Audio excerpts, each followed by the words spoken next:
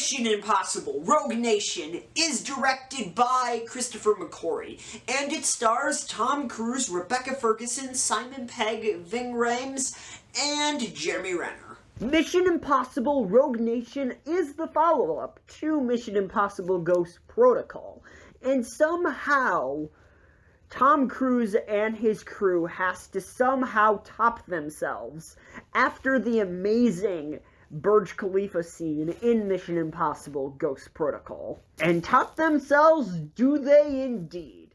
This review will also contain spoilers to Mission Impossible Rogue Nation.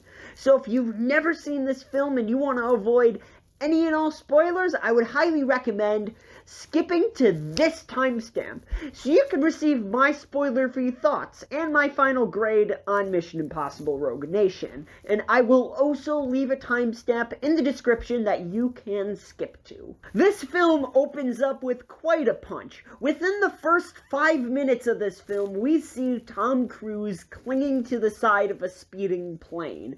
And at that moment, all doubts of this movie underperforming completely went away.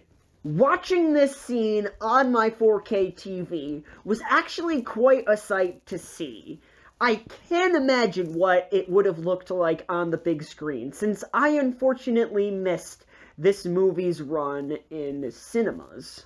After what might be the best opening in the Mission Impossible franchise, we are introduced to my personal favorite mission briefing device, and that is the vinyl record and the turntable. But in a nice little twist of events, this isn't the IMF giving Ethan the message. It is actually the evil organization, the Syndicate. I love how each of these movies tries to somehow break the Mission Impossible formula just a little bit to make it feel unique. Also, to add in some tension and drama, the IMF has been dissolved by the CIA, and as usual, Ethan Hunt is on the run. Also in this film, we are introduced to Rebecca Ferguson's character, Ilsa.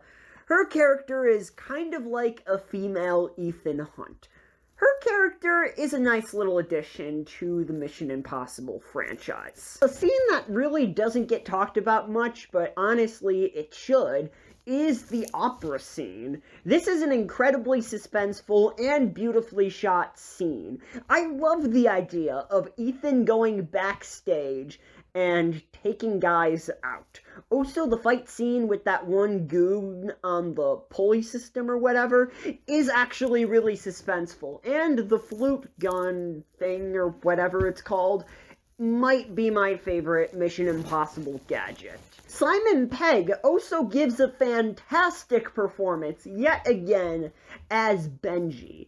His character is usually used for comic relief, but they decided to instead use his character as almost the emotional backbone of this film.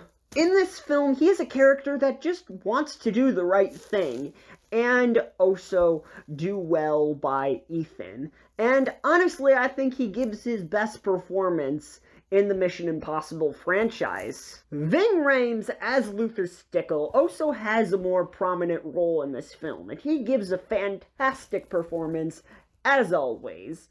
His character is actually much more protective of Ethan, and I actually really enjoyed this aspect. It was a nice little change of pace. You believe that Ethan and Luther have been longtime friends. This film doesn't only have one death-defying stunt performed by Tom Cruise, it has two. Towards the middle of this movie, Tom Cruise holds his breath underwater for 3 minutes straight. This scene isn't only beautifully shot, it's incredibly suspenseful. Because while there is no CGI or trickery done in this scene, Tom Cruise is actually doing the stunt himself. And as Ethan Hunt runs out of air, so does Tom Cruise. And honestly, this scene just had me gripping the ends of my seat. This might be the most suspenseful scene in the whole Mission Impossible franchise. After the breathtaking underwater sequence, we enter an amazing motorcycle chase. The raw speed of this scene is just beyond words. Unlike Ghost Protocol, this movie never gives you a time to breathe.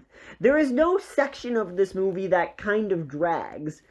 The pace is always moving. It never grinds to a halt, and I guess gives you time to sit and think.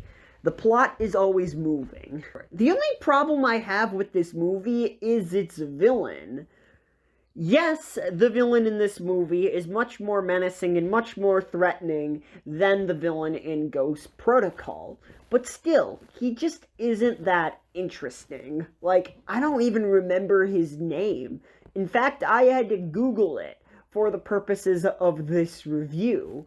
Yes, there is more of a sense of threat by his presence, but again, he just doesn't leave much to be desired.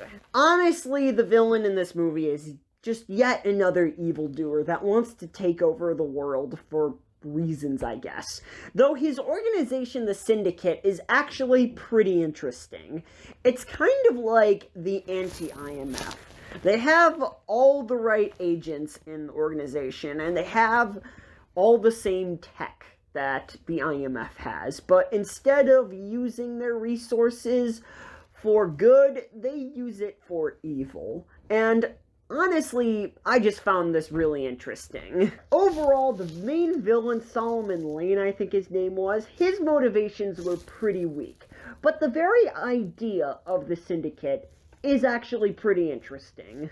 Though Solomon Lane's death is actually pretty satisfying, the line, "We are the IMF," always manages to give me goosebumps every single time.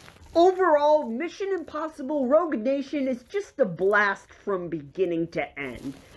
And honestly, it is one of the best action movies to come out of the last decade. And because of that, Mission Impossible Rogue Nation gets an A. The crazy thing is that Mission Impossible Rogue Nation isn't even the best Mission Impossible movie.